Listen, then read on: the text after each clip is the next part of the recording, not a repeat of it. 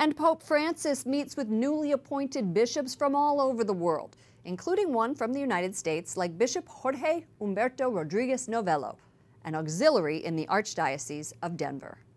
The Pope, when I saw him enter into the room, immediately he makes you feel at ease. No?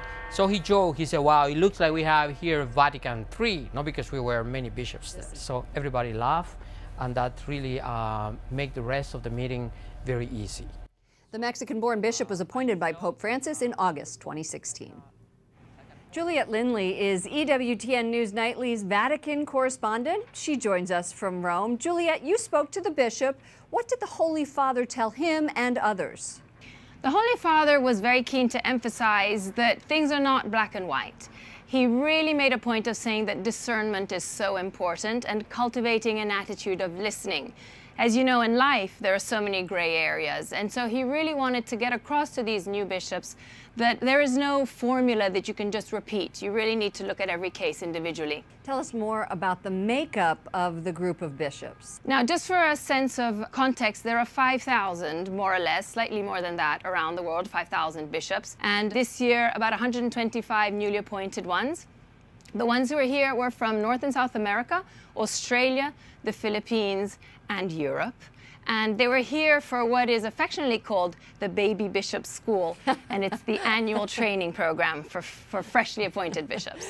The baby bishops, that's very cute. The Holy Father now, switching topics a little bit, is back to his regular schedule. He had taken some time off this summer, and this includes morning mass in the Vatican with employees. Tell us what he said today. Indeed. The Holy Father, his summer ended actually before now, but he was away last week in Colombia, as we know, on his apostolic trip. So this morning at 7 a.m., he held his daily mass at the chapel at Santa Marta, where he lives. And he chose this mass, which was the Feast of the Exaltation of the Cross, to focus on to warn about two spiritual temptations when it comes to considering Christ on the cross. Firstly, Christ without the cross, which would essentially mean he would be the spiritual master, and then the cross without Christ, which would be a case of spiritual masochism. Now, he also focused on people's fear of the future, and all of us don't know what tomorrow holds for us. And he, again, it's not the first time that he talked about not turning to soothsayers or to horoscopes or palm readers to try and find out what awaits us. He said you need to trust in the Holy Spirit, and you need to trust in the Lord, who will guide you upon a path, and be open to the surprises that the Lord has in store for us. How wonderful would it be to be an employee at the Vatican who gets to hear Mass from the Pope every day?